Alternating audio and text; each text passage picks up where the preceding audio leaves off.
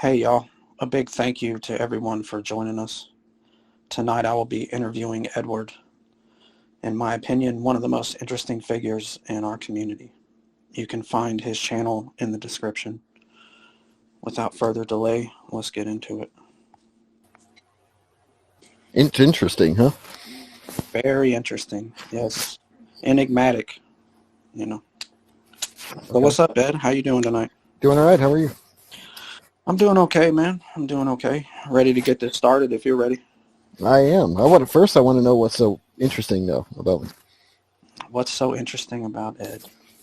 Well, it may just be my perspective. I may be the only one that finds you interesting, and I think it might have to do with like the back and forth and the relationship that we've had. Um, you're just interesting figure to me, and that's why I thought of you as the first person I wanted to interview. Yeah, I'm honored to be first too. That's awesome. Yeah, you bet, man. Okay, so you grew up in Massachusetts, correct? That's correct. Okay. Can you tell me a little bit about what life was like for you growing up?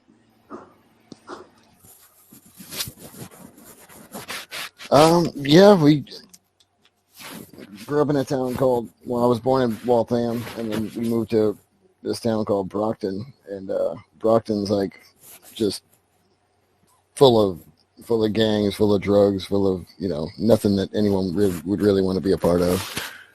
Um, so it's kind of my upbringing was Did you from did you have both parents growing up, a two-parent household?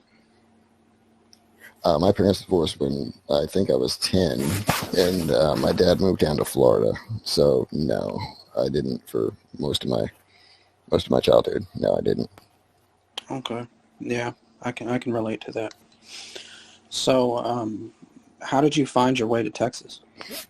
My mother is a death row minister for death row inmates. Texas has the largest death row, so she felt like it was her calling to minister to those death row inmates in Texas, where they have the largest death row.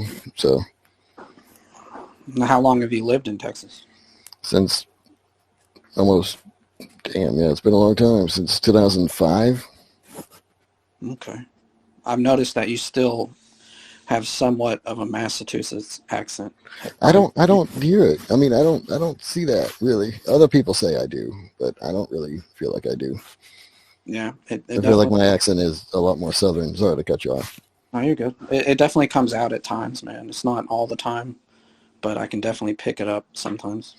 Oh, when I'm angry, it comes out, I think. Right, right. Is there anything that you miss about Massachusetts? I miss the winters, the snow. I do. A lot of people who live in the snow can't stand it, but once you move away from it, it's something that you would miss. Okay. I know that you are a recovering alcoholic. How long have you been sober? Like 4.5 years. And what was your alcohol abuse like? What do you mean by that? Like, I mean, what? It, I mean, in what way did it manifest? Were you drinking daily? Were you just binge drinking? no, I was drinking daily. Basically, my dad got into a long illness after he retired, and like I was the one who was like back and forth with the hospital, staying in hotels in Conroe, missing a whole lot of work, just to make sure he was taken care of. And this illness lasted like 2 years, and I was already drinking before it, but that really kind of pushed that into overdrive, where like I would drink as soon as I got up, pretty much, and Right. I was able to quit after he died. Is when I quit drinking. Actually, um, it's weird how that happened. It's just I felt like I didn't need to, need to drink anymore. Um, I don't know. Okay. Yeah, my next question was, what was the catalyst? What made you stop drinking? Were you able to just quit by yourself, or did you need assistance? I quit by myself, but it was very hard. It's still very hard today. Like, even to this day, like alcoholism is definitely something that will follow me for the rest of my life and will follow probably most alcoholics for the rest of their life. Like, that's why I'm in charge of like the first drink I take, and I do everything I can in my power to make sure I don't take that first drink, because then I won't stop if I do. So Yeah, I can completely relate to that. I'm very early in my sobriety, but I can relate to exactly what you're talking about. I'd like to move yep, into some things with yourself and this community. Um, how long have sure. you been involved in this community? Since 2019, maybe early 2020. Okay. As I think I understood that you were involved in um, the pred catching community, pre YouTube. Is that correct? I don't. No, I don't believe so. Like, I didn't Oh, watch any of the Facebook catchers. I think the first one I started watching was Hunted and Confronted. So however long he's been out, he was the first one I seen. right. Jesse Weeks. I don't know if you know about him or know of him, but he's a great catcher. He's just, I think he's gone for a while, like in prison or something. But he'll be out next year. Hopefully he starts catching again. Yeah, I had seen a few of his catches. I really thought he was pretty good. I know, kind of, why that ended and everything, but I agree. I would love to see him back out there catching because I really enjoyed it. I would too. Yeah, I like him a lot. So, I mean, as I understand it, you've been contributing behind the scenes for years. Can you tell me some about that? Yeah, it was. Okay, so how long have you been in the community? Real quick, answer that for me, Damone. Sure. Probably about 10 or 11 months. Okay, so you weren't here at this time, but the Predator Poachers originally had like 20 channels, 20 different cities with 20 different catchers. Like, there was like No Games for Weirdos used to be Predator Poachers Over the Road. Before that, he was Predator Poachers Arizona, and they had one in Ohio. Of course, they had PP Mass. They had multiple different ones. They had one in Seattle. They had everywhere, right? So they ended up all pretty much splitting up. Rami used to be Predator Poachers New Jersey. Um, they did this branch bash thing in the summer of, what was it, 2021, maybe? Yeah. Or maybe even 2020. And after that branch bash thing, which I wasn't a part of, I didn't go to, AZ, No Games for Weirdos, ended up splitting from Predator Poachers and took Decoy with them. And I was running backgrounds for Alex whenever he needed him ran, but like AZ needed like a full-time person to do his investigatory work on his Preds, and he had a Discord full of Preds. Because what they would do is they would screenshot their chat logs, and then they would put them all in this Discord.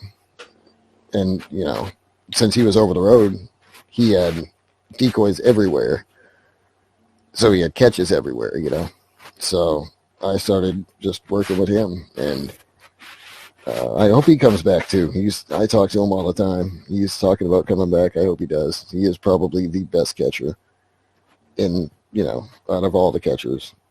I believe he's the best one. So hopefully he comes back. But that's how I got started.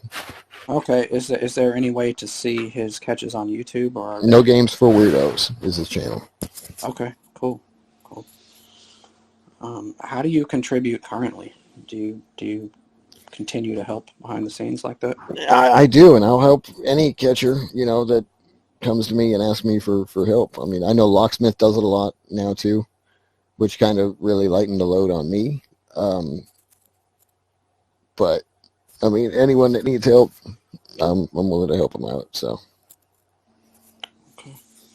All right. Have you ever been on a catch yourself? I have never been on a catch. No. Um, Alex caught one person in my town, but I was out of town when he caught them. So otherwise, I would have been there.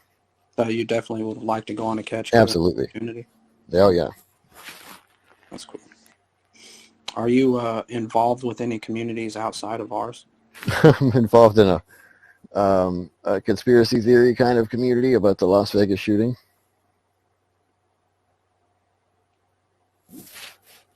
What's the conspiracy? What's the the prominent theory on that?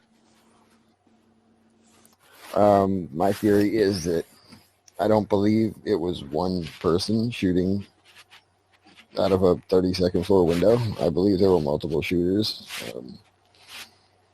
I I think it was a whole planned attack, pretty much a false flag, and not a false flag as in nobody died, but a false flag as in it was orchestrated by.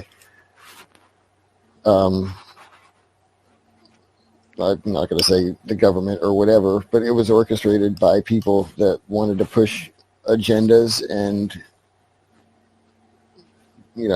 raise gun control and put metal detectors in casinos in Las Vegas is what I believe.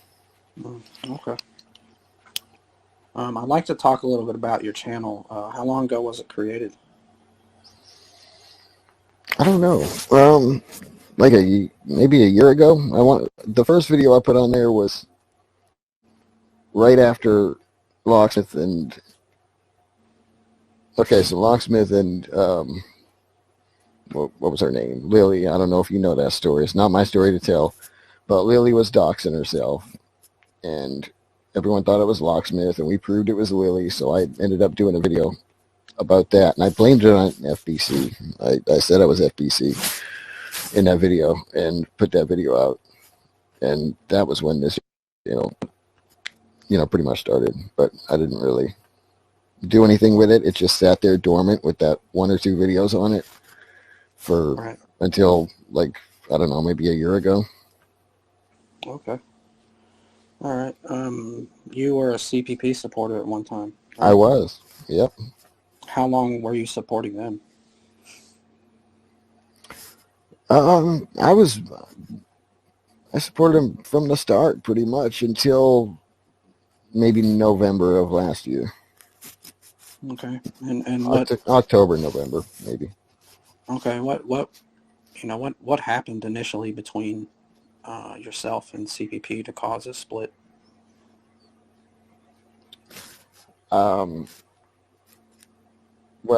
around the time he doxed Steph, one of his decoys, and tried to blame it on Alex is when I started not supporting him. And then one of his former decoys came to me and told me a story or told me what happened to her, and I can't support what she told me he did at all, and I 100% believe her. And he's even kind of half admitted it on live streams. It's just sickening, and I don't know how anyone can support knowing the story, and knowing what people say about him after they leave. Right. How anybody could support him still, I don't get it. It's ridiculous. So, is that the point when your channel took a turn to focus on CPP? Absolutely. Okay. I got you. Okay. A lot of CPP supporters view you as a super villain of sorts. What would you say to them? I would say just watch my channel with an open mind, and maybe you'll find out the truth. Right. I mean, isn't that what I said to you? Yeah. It was. Yeah. That was what you said. I did watch your channel for a long time. Of course, the running joke is that I claim I never watched your channel, but Yep. I was in your chats all the time. So when did you Go ahead, bro. So when you watched my videos at first, what'd you think about them? Like, you thought that I was just making shit up, or I was lying, or what? I when I first started watching your videos, He's just obsessed with Tommy, so he must be wrong. I mean, yeah, my initial thought was, he's so obsessed with taking down Tom and CPP that if he has valid arguments and reasons, The delivery is so focused and intense that he clearly has an axe to grind. Um, that was my initial thought. Yeah. When And watching, looking back, has your opinion changed? um, it would have to be like a case by case basis. Um, I still am skeptical about a lot of things because a lot of things took place before I came around, so I didn't really get to experience them. Um, and I'm still skeptical about a few things, for sure. Yeah. And, people really don't like him, for their own reasons. But sometimes their delivery is so in your face and over the top that it kind of takes the piss out of whatever message they're trying to deliver, in my opinion. It may work for some folks, but it doesn't necessarily work for me. Right. It was actually, I know this interview is not about myself, but we can talk about it. So I sat there and watched a lot and hung around. I heard everything y'all had to say. I saw the majority of your videos and some other stuff too. And it was nothing that I saw or heard, you know, persuaded me in any major way. It was it was only until I felt that I was wronged by Tom himself, um, that how things have ended up can point back to And that. I think that's how it happens with most people. Most people are just so embedded in that organization that they can't see through, all of this bullshit until they, end up getting whatever happened. And I'll tell you, what happened with U.S. Mashley was, I mean, I planned that out pretty much.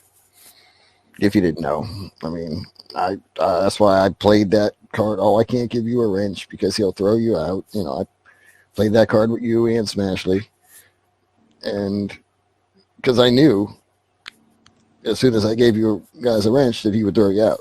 You know, so Yeah, I hear you. I kind of figured. Um, you certainly have an agenda, and I get that. But I I mean, don't. I wouldn't take that as I was just using you guys for any purpose or whatever. I don't consider that what I did. I mean, I don't think any.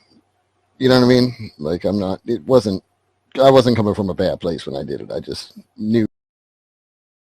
I don't consider that what I did. I mean, I don't think any. You know what I mean? Like I'm not. It wasn't. I wasn't coming from a bad place when I did it. I just knew that that's what I had to do in order to get you guys away from the cult. So Right. Well, I was pretty much already gone. Um, you know, but when that happened, I think it's kind of silly that because I have a well, we don't have to get into that. I think you know. I think you know. Um, but the listeners might not because he got a wrench at my channel. They kicked him out. yeah, But and I mean that was definitely part of it, for sure. For sure, it was part of it. But the biggest part is that I didn't really fit in anymore. You know, I had that's because you're your own person. A lot of those people that are over there, I mean, they're just all about Tommy, and you were too at one point, and then you kind of became that everyone just needs to realize that they need to be themselves instead of pretending to be somebody else, I think. yeah, yeah, and I definitely made friends over here, and I wasn't going to give that up, because of some internet shit. You know what I mean? Absolutely. And it's unfortunate that that ultimatum was pretty much put down, and I chose to go my own way. Well, if somebody is putting down that ultimatum, then that person was never your real friend in the first place. Yeah, could be. I think a lot of people stick around because of the friend group they have. Because once you're gone, you lose a lot of relationships in that process. You know, Which is sad. It shouldn't be that way. Why is it that way? I completely agree. It shouldn't be that way. I don't know of any other like catching team in this community where things are that way. Do you have an answer on why they're that way? Is just the leadership does not allow that to happen, or what? Um, I don't. They really don't. And it's the leadership, and then it's also the moderators over there. Well, I consider them leadership too. Sure. Then in that case, yeah, yeah. And it's just really unfortunate. But things are the way they are now. You know. So don't keep it moving. Anyway, what's next? We kind of talked about this earlier today on my panel, but you've been given the title of gatekeeper in this community. Do you embrace or reject that I title? reject that title. I always have been one to, come out and try to expose the truth about anybody, no matter who it is. I mean, recently I did a live stream with Locksmith where Locksmith and I both had to call out Brenda, and I love Brenda.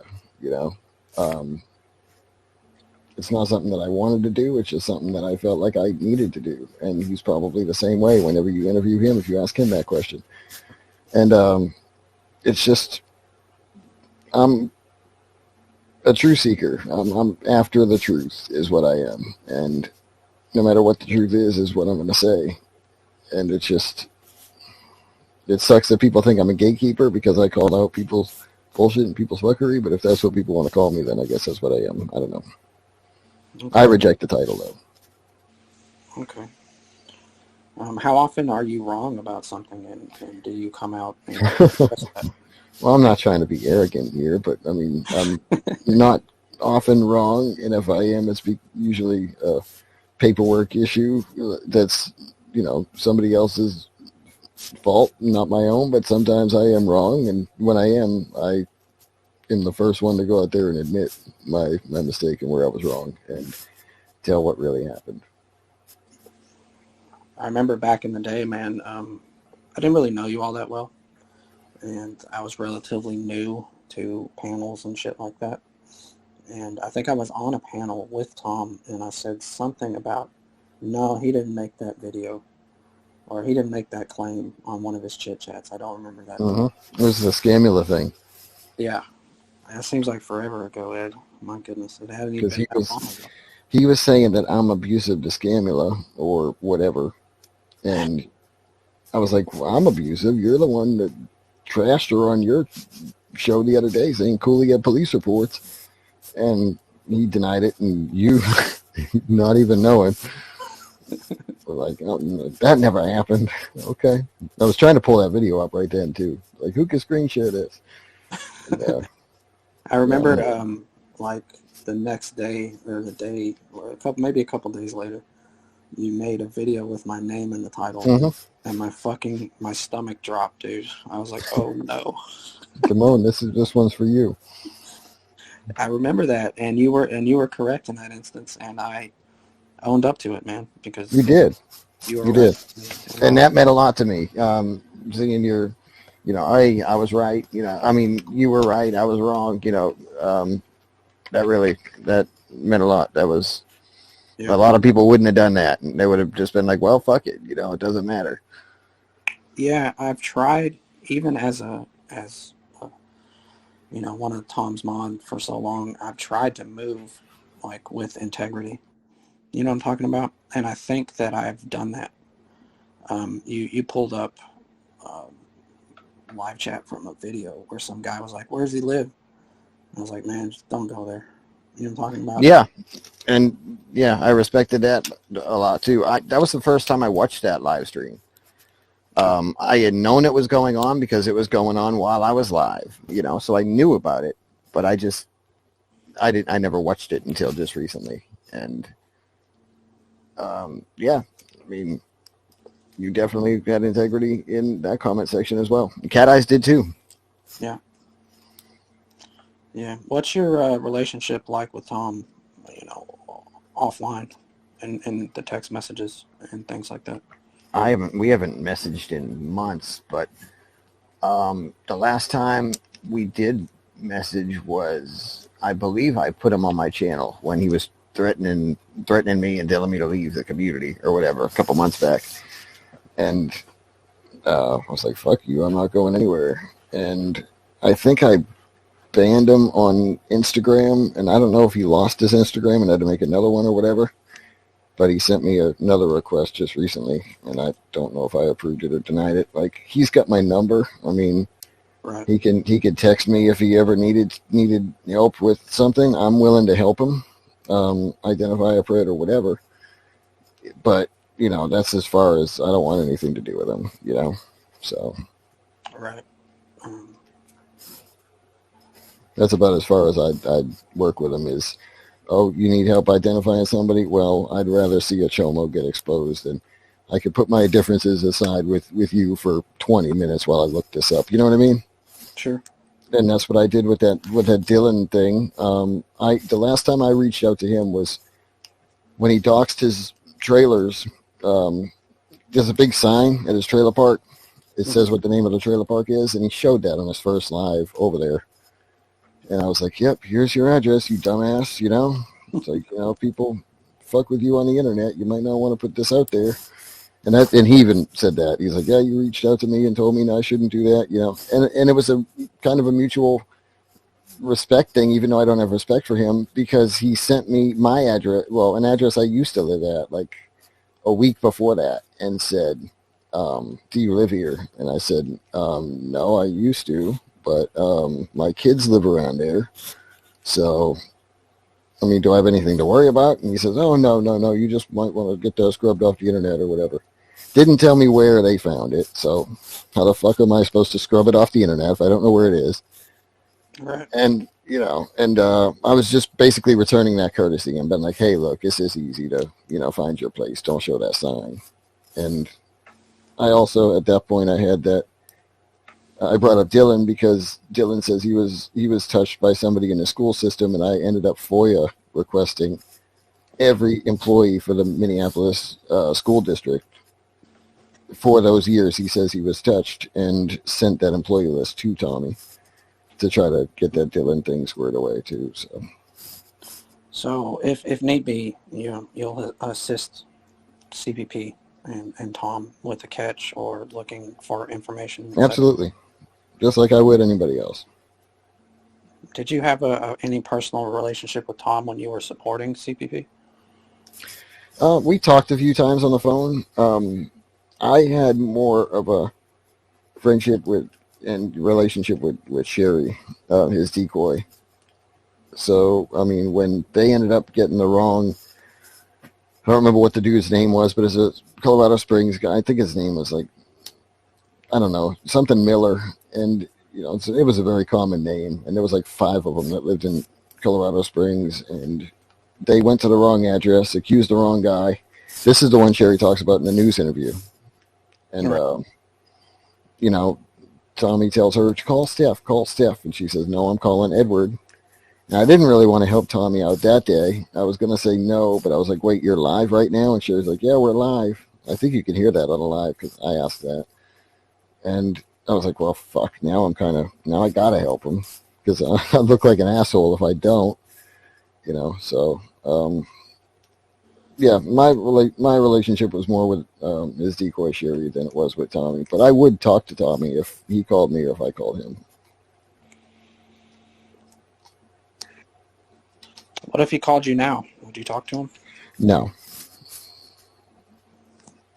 Okay. if it's pertaining to a catch that he needs help with, I'll talk to him. Otherwise, I got nothing for him. Okay. All right. And in 10 or 5 or 10 or 15 years from now, when you look back on your time spent in this community, would you consider it to be worthwhile? In some ways, yes. In some ways, no, probably. I mean, I never wanted to be the, drama, pain, old fuckery kind of guy that, I'm working on. I never wanted to be that, but I'm not going to let somebody sit there and lie to 100,000 supporters either. You know. Yeah, I understand. Do you have any regrets? No, I don't. You have no regrets of anything since in the past several years? I only regret that motherfucker's not in prison yet.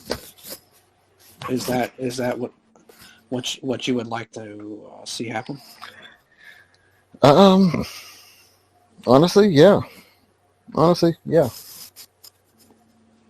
Do you think that how do you feel about the possibility that if he were to go to prison, that you know, it, there would be more pedophiles out there operating because of that?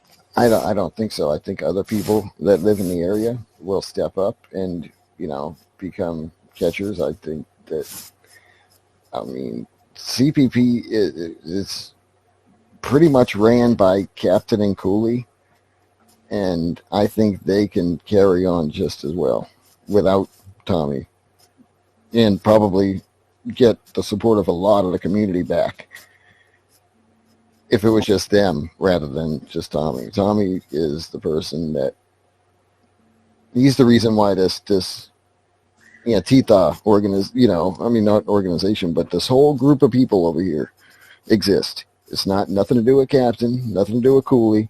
It's all Tommy and the way Tommy operates. Is why there's a whole set, fucking 200 people that are or more that are just gunning for him.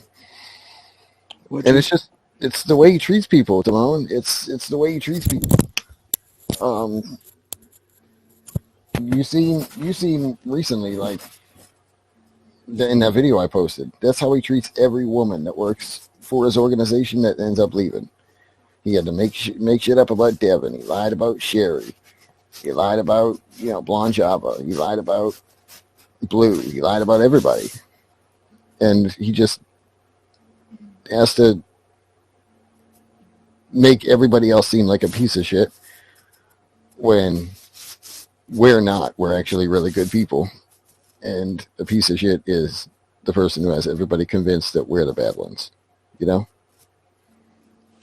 Would you say that the way his character and his lies and everything that many people accuse him of is even if you include the 501c3 issues, um, you think that jail time is the answer for that? What if he were to just walk away? He raped my friend, Damone. Why would I want to not see him in jail? I understand what you're saying. Would you support, CPP if it were led by Cooley and Kaplan? I would support them under a different organization name, possibly. But they're complicit in a lot of the stuff that Tommy does too. But I mean, it would be a lot better for I would support them more separately in a different organization than I would them with Tommy. I'll just say that. Okay. I mean, I think that they're involved and they're complicit in some of the things that that I don't agree with, and maybe even some criminal acts like editing that CP out of a video. I mean, that was showing that even Captain was in possession of CP at one point if he edited that video. That's kind of shady, but I don't know. Like I said, I could support them two more because I know Captain does so much for that organization. But he also built a website for people to, Right. And that's kind of real scummy shit too. I mean, building that website where, it's going to show the supporters. Oh, he was over here talking shit, which means telling the truth, by the way. If you ever hear any of them say talking shit, that means they're telling the truth. Whoever CPP says is over there talking shit, listen to the other person that CPP is talking about. Because they're the ones telling the truth. I've noticed that too. That's something his mods like to say as well. Anyone that goes over there and talks shit, well, Yeah, I mean, I definitely told the truth. Um, yeah, and they said you were over here talking shit. yeah, Yeah, case in point. that's true. Do you think that what do you want with your channel, like in the future? I don't want my channel. I mean, in the future, I mean, my channel is going to be gone as soon as the problem's gone. Have you ever taken a break, an extended break, in the time you've been in this community? I think like a break from everything. Yeah. No, I have not. I need to. You think so? Yeah, probably. Yeah. I think that breaks are healthy, man. I really do. I mean, I've like been disappeared for like a week or two or whatever, but no, I've never taken. I don't know what you consider an extended break. I never really took a break where I felt relieved enough to come back. And you know, no, I never taken a break like that. Like where I was actually happy to come back and jump back into the fuckery. Right. Right. Yeah, I hear you. I think I've taken a break once and How come. long was your break? Into the fuckery. Right. Right. Yeah, I hear you. I think I've taken a break once and How long come. was your break? Probably 3 weeks. Um, and got sucked right back in, man. What is it about this community that's so addicting? Do you think it's like the socialization, the attention that panelists receive? What is so addicting about it? I don't know because I don't think it's just addicting to us, panelists. It's addicting to the chat even more so than us. I think. Right. Maybe that's not a true statement. Maybe it's not as addicting to the chat. But I mean, I would argue that I think the people in the chat room are more addicted than the panelists are. But I think I don't know what the addiction is. It's just I know that fuckery is definitely something that people utilize on YouTube, and people there's whole communities. It doesn't matter which community you're in.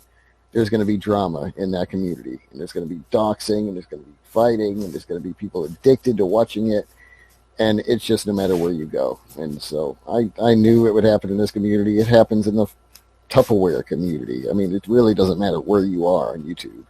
You know, Do it's you just YouTube in general. I think is so toxic that's what every community boils down to eventually. do you enjoy the attention you receive? I don't.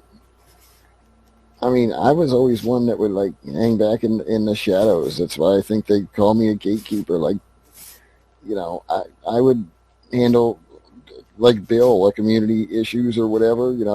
Talking to people and trying to resolve shit like behind the scenes.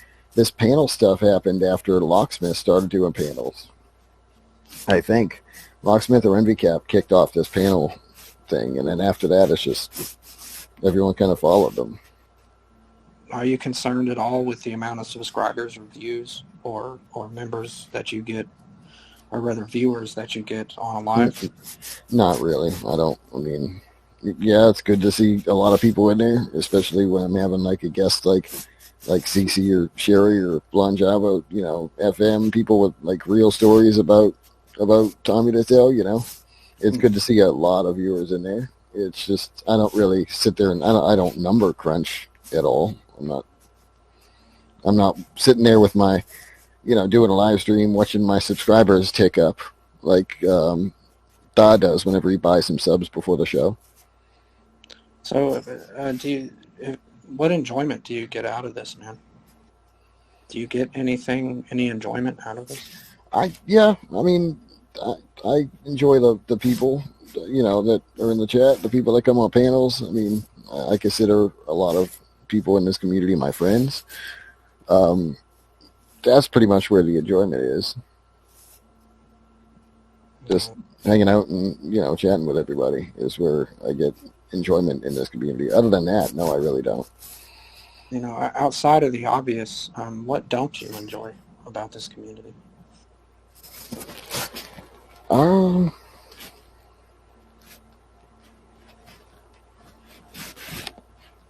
I don't really have an answer to that. I don't know. Okay. I think everybody has a role they play in the community, no matter who they are. And I mean, some of those people I enjoy, and some of those people I don't. But it's not really like, I mean, I don't know. I don't have an answer to that question, really. Fair enough. Do you have anything coming up on your channel that you're working on that you want to talk about? Any guests or anything like that? Yeah, whenever Constantine and I have a free minute, I'm glad Constantine is back from his hiatus because he's still got Locksmith's show to do, and we still got that roast that we're gonna do. Where you're gonna write a new poem for, right? So I didn't know I was writing a new poem, but I'll consider it. yeah, Tom is the best. Shitting on all your whatever you said, right? Listen, man, listen here, buddy. I thought it was a decent poem. It was meant to make people laugh and It did. The first I laughed at the first line. First two lines had me laughing. All right, well there you go. 800 convictions, 200 arrests. See, I could even poke fun back then. I could even poke fun at it. For sure. So who's next? Who are you interviewing next? My next interview is going to be the bad guy. Oh, that's going to be a good one. He'll talk a lot more than me. Yeah, I hope so. It'll be rather weird to interview someone who I'm relatively close with. It'll be kind of hard, I think, but I'm very interested in his upbringing and things like that. Is he going to talk? I mean, there's some things people just don't want to talk about. I'm not saying I don't know anything about his upbringing. I'm just saying, Sure. So, Yeah. And I'm sensitive to that, man. For sure. I know I didn't ask you anything about that's what you true. did or did not want to talk about. But I'm going to do that with some of the people if they're willing to, join me for an interview for sure. Because one thing I will, I mean, whether he scammed everybody for some racing suits or not, I will say that I commend Todd for having the courage to tell his story as well, and tell his whole story the way he told it with what happened to him in his childhood. I think there's a lot of people that are in this community for a variety of reasons, and they're not willing to talk about why they're here. So the fact that he had the courage and he had the balls to go out there and put his whole story out there, especially about his father, then I mean that's commendable, even if he did rob people of their money. Yeah, I agree that story.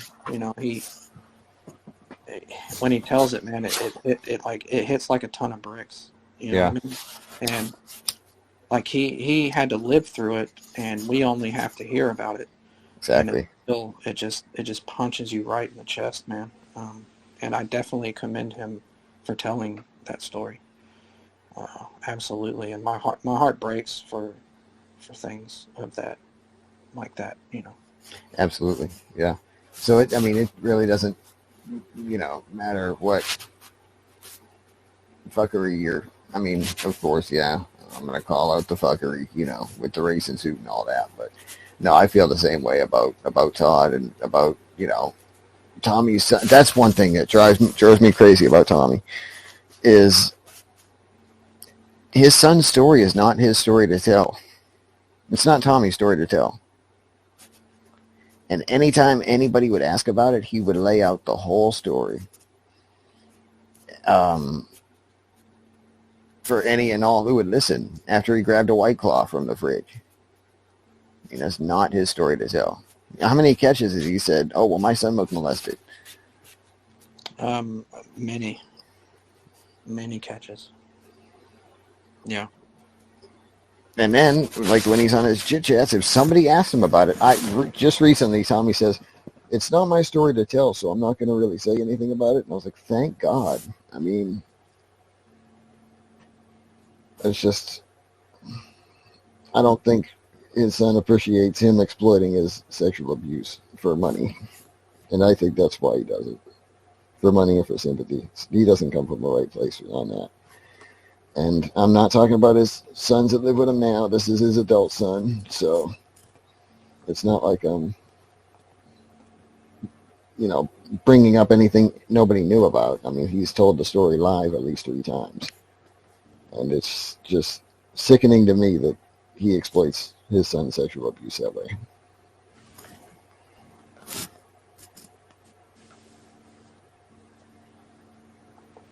Well, is there anything else you'd like to say?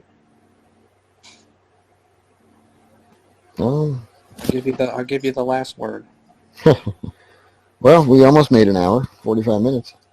45 minutes, yeah. Not bad. No, just, yeah. Oh, go ahead. If you would have told me, like, even 6 months ago, that I would A, have a YouTube channel, B, do panels, and C, actually, I would consider us friends. I think we get along pretty well. I think so too. C, be friends with Ed, or D, interview Ed. I would have. Now, were we friends like 6 months ago? No, right? We weren't. No, we No, weren't. not at all. But I definitely, I know that I had respect for you even then. I know that, if we want to talk a little bit about how things have been for you and I, man, when I was like initially going hard for CPP, I was super disrespectful. Mm-hmm. And you were somewhat the same way, but I was definitely the aggressor. Well, I'm not quite a respectful person if people don't respect me, Damone. I don't care who they are. Right. So. I try to be, for sure. But and then I started coming over here, and bro, you have always like made me nervous. I'm not gonna lie, and I think I'm just now getting over that. But initially, when I would come up on panel, I'd be like, oh no, or like when you would come up, I'd be like, oh shit, Ed's here. I know. Because, I could sense that too, and that's why I would. I wouldn't have shit to say. I'd come up there just so you could tell me. Can you get the fuck out of my off my channel? yeah, but now things are different. Things have definitely evolved. And that's kind of how that went. We went from being, and quite honestly, bro, back then I didn't even really. I don't think I ever really disliked you. It's just what the fuck is this dude saying, talking some shit, So I talk some shit back. I don't think I ever that Damone, that motherfucker, I've done that with some of the other ones over there, I can't stand that piece of shit. I never really said that about you. Yeah, I remember a specific example. Was like back then. You were just like that's the reason I wrote down this super villain question is because that's how I viewed you. Well, yeah, but that's how the leadership of that organization wants people to view me, right? Correct. Yeah. Okay, so And I just people that aren't thinking for themselves, so don't be offended by that. I don't think you were really thinking for yourself. I think other people were thinking for you at that time. Well, I mean, like you were Ed, so it's you're like the arch nemesis in this world. Me and Blue and Blonde Java and who else? Who else? Bill, right? We're all the. Was there any other ones? No, not that I can think of. Just us four. Yeah, the super villains. Then there was Locke, and Locke was always, he wasn't so bad, and I'm just speaking from my perspective. He wasn't so bad, but he would get thrown in there. Like collateral damage type shit. But so I would just like, oh, you're Ed. Well, I have to go at you. No one even asked me to do that. I was just like, well, I would just focus. I'd be like, yeah, fuck this guy. And I remember one time I put in a chat. I don't know if you remember this. Fuck Ed 1000%. And like I didn't know anything about you. I just I knew remember that. like you were just a target, you know. And so I come into your chat one day and I said something, bro. That was back in the day when I was just going off, man. Um, I didn't even know anybody. I just came in there and just was looking to fight Oh, with people. no. What did I say to you? You said, "Oh, Damone," you said, "Fuck Ed, 1,000%. Get the fuck out of here, bitch." And either you or Jules banned. Somebody banned me right away, and I was like, "Damn it! There goes my fun." It was so short lived. And then I ran into you on a panel. I was like, "Hey Ed, would you consider unbanning me, bro? Come on." And you did. Yeah. You did. And then then I got to talk to you a little bit more. Um, I still didn't necessarily like you, but I Well, could. I'm a lot easier to get along with once people get to know me. It's Yeah, and that's kind of why I asked you that question. What do you have to say to the people that still view you like I used to view you? Because okay. Well, if they're still listening, that's a good answer to this question too. I'm a lot easier to get along with once you get to know me, right, and that's what I've been told pretty much my whole life. I mean, who I am on YouTube is who I am. I mean, I'm not just. Okay, fuckery aside, my personality is my integrity doesn't change. My personality doesn't change. Who I am is just who I am. I don't have to come in here and try to be fake to anybody. And people like that have to remember yesterday who they pretended to be. They got to remember tomorrow who you pretend to be today. And I don't want to live like that. I'd rather just be me. And I think a lot of people should be them instead of being whatever they think somebody wants them to be. right. I think I'm slightly guilty of exaggerating some of my personality on panels. Like that, I will say things that are just. I hope people understand are absurd, just for a reaction. But other than that, man, I consider myself a pretty genuine person. You're the well. I mean, I wouldn't put anything past you after what the shit you were doing in CPP After Dark. Yeah, I mean, fair enough. That was obviously a stupid thing to do, but it doesn't sum up my character at all. No, not at all. I think that I'm pretty straightforward individual, man. I speak from my heart. That was at a time where if somebody had a, Flavor Aid cup with a cyanide tablet and said, "Here you go, you know, drink this and take your tablet," you probably would have done it. I think that you're being ridiculous, Ed. I understand what you're saying, but that's a ridiculous statement. I would not kill myself for an online community like that. I think I was being, halfway sarcastic, but Halfway. Okay. Man, do we want to start fighting at the end of this interview, bro? I think people would really like that. I think they would too. Oh, look, man, it'd be on everybody's panel.